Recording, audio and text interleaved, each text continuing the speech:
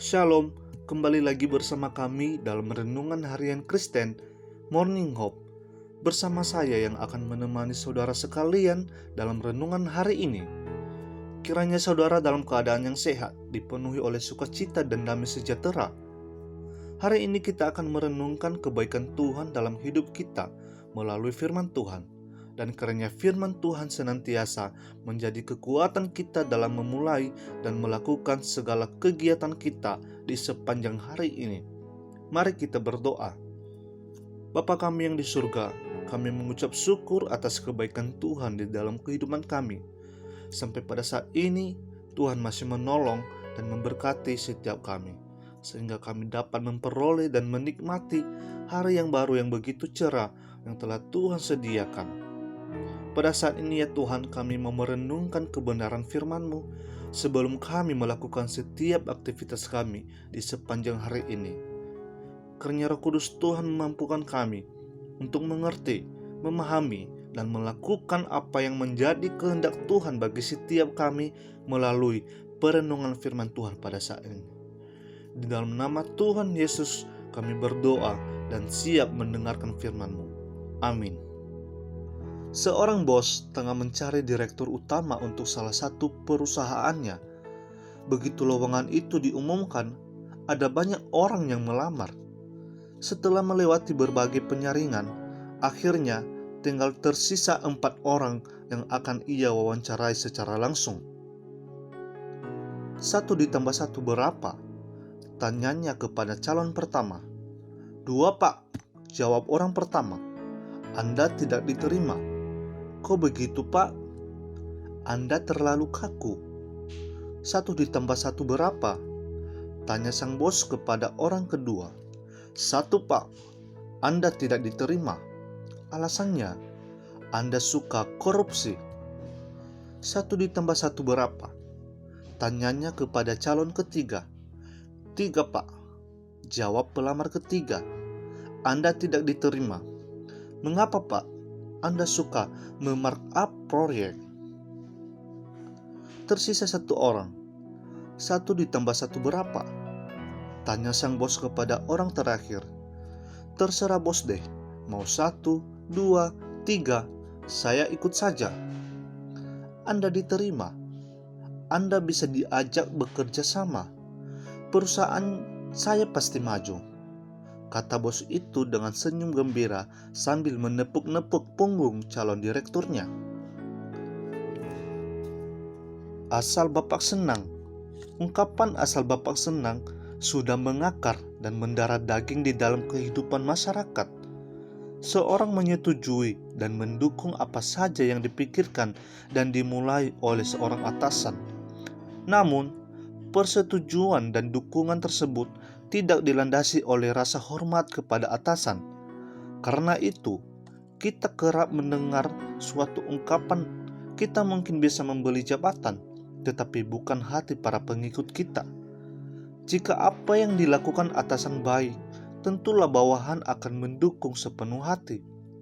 Bagi orang percaya, ungkapan yang tepat bukanlah asal Bapak senang, melainkan asal Tuhan senang. Bagaimana kalau karena niat untuk menyenangkan Tuhan, kita justru dimusuhi sesama? Firman Tuhan telah mengingatkan hal itu, tetapi Petrus dan Yohanes menjawab mereka, silakan kamu putuskan sendiri, manakah yang benar di hadapan Allah, taat kepada kamu atau taat kepada Allah. Sebab tidak mungkin bagi kami untuk tidak berkata-kata tentang apa yang telah kami lihat dan dengar. Apabila kita taat kepada manusia, meskipun ketaatan tersebut tanpa ketulusan, kita akan disukai manusia, tetapi dibenci Tuhan. Jadi, bagaimana sekarang? Apakah ku cari kesukaan manusia atau kesukaan Allah? Ataukah ku coba menyenangkan manusia? Sekiranya aku masih mau mencoba menyenangkan manusia, maka aku bukanlah hamba Kristus. Namun dengan menyukakan Tuhan, kemungkinan besar kita juga akan menyukakan manusia. Contohnya ada pada Yesus. Yesus makin dewasa dan bertambah hikmatnya dan makin dikasihi oleh Allah dan manusia. Rasa hormat tidak bisa dicari, rasa hormat ditumbuhkan. Jika kita ingin mendapat rasa hormat dari anak-anak kita, cara paling efektif ialah mengasihi ayah atau ibu mereka.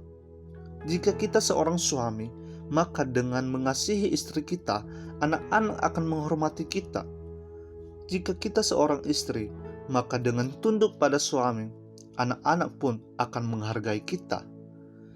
Jika kita seorang karyawan, maka kita akan memperoleh penghargaan atasan saat kita mendukungnya. Siapa memelihara pohon ara akan memakan buahnya, dan siapa menjaga tuannya akan dihormati. Lebih jauh, kita pun akan mendapatkan hormat dari Tuhan. Saat kita melayani Yesus, siapa saja yang melayani aku, ia harus mengikut aku, dan di mana aku berada, di situ pun pelayananku akan berada. Siapa saja yang melayani aku, ia akan dihormati Bapa. Karena siapa saja yang melayani Kristus dengan cara ini, ia berkenan pada Allah dan dihormati oleh manusia. Singkatnya ialah, segala sesuatu yang kamu kehendaki supaya orang perbuat kepadamu, perbuatlah demikian juga kepada mereka. Itulah isi seluruh hukum Taurat dan kitab para nabi. Mari kita berdoa. Bapa yang baik, terima kasih untuk firman Tuhan yang boleh kami renungkan saat ini, di mana firman Tuhan mengingatkan kami kembali untuk menyenangkan siapa setiap kali kami melayani Tuhan atau melakukan pekerjaan kami yang lain. Mungkin kami pernah melakukan sesuatu hanya untuk menyenangkan hati manusia, namun hal itu tidak disukai oleh-Mu. Bantu kami Tuhan, untuk kami bisa lebih mengutamakan Tuhan dalam hidup kami, sehingga apa yang kami lakukan, entah ketika kami bekerja atau melayani di gereja, semua semata-mata hanya untuk hormat dan kemuliaan nama Tuhan. Dan kini kami serahkan hidup kami sepanjang hari ini. Terus ajar kami untuk menjadi anak-anak Tuhan yang baik. Terima kasih Tuhan Yesus. Di dalam nama Tuhan Yesus kami telah berdoa. Amin. Demikian perenungan firman Tuhan pada saat ini, kiranya dapat menolong dan memberkati kita semua di sepanjang hari ini. Tuhan Yesus memberkati. Shalom.